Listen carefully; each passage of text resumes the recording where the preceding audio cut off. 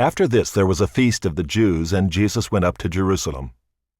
Now there is in Jerusalem by the sheep gate a pool in Aramaic called Bethesda, which has 5 roofed colonnades. In these lay a multitude of invalids, blind, lame, and paralyzed. One man was there who had been an invalid for 38 years. When Jesus saw him lying there and knew that he had already been there a long time, he said to him, "Do you want to be healed?" The sick man answered him, "Sir, I have no one to put me into the pool when the water is stirred up, and while I am going, another steps down before me." Jesus said to him, "Get up, take up your bed, and walk." And at once the man was healed, and he took up his bed and walked. Now that day was the Sabbath. So the Jews said to the man who had been healed, "It is the Sabbath, and it is not lawful for you to take up your bed." But he answered them, "The man who healed me, that man said to me, 'Take up your bed and walk.'" They asked him, "Who is the man who said to you, 'Take up your bed and walk'?" Now the man who had been healed did not know who it was, for Jesus had withdrawn as there was a crowd in the place. Afterward Jesus found him in the temple and said to him, "See, you are well. Sin no more, that nothing worse may happen to you." The man went away and told the Jews that it was Jesus who had healed him. And this was why the Jews were persecuting Jesus, because he was doing these things on the Sabbath. But Jesus answered them, "My Father is working until now, and I am working." This was why the Jews were seeking all the more to kill him, because not only was he breaking the Sabbath, but he was even calling God his own Father, making himself equal with God. So Jesus said to them, "Truly, truly, I say to you, the Son can do nothing of his own accord, but only what he sees the Father doing. For whatever the Father does, that the Son does likewise.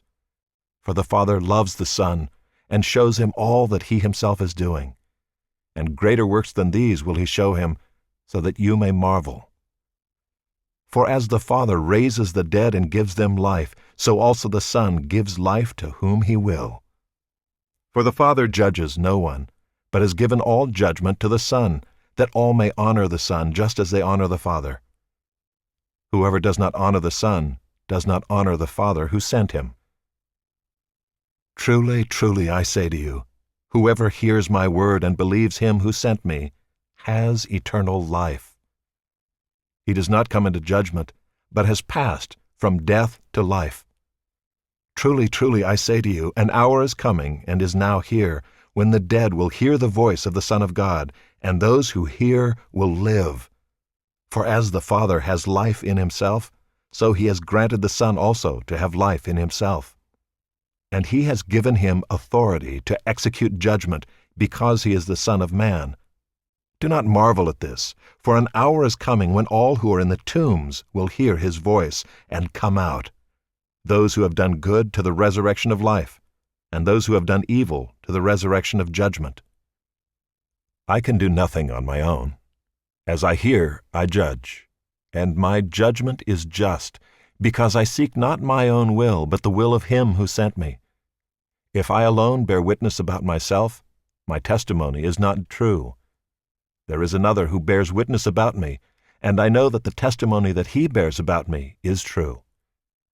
You sent to John, and he has borne witness to the truth. Not that the testimony that I receive is from man, but I say these things so that you may be saved. He was a burning and shining lamp, and you were willing to rejoice for a while in his light.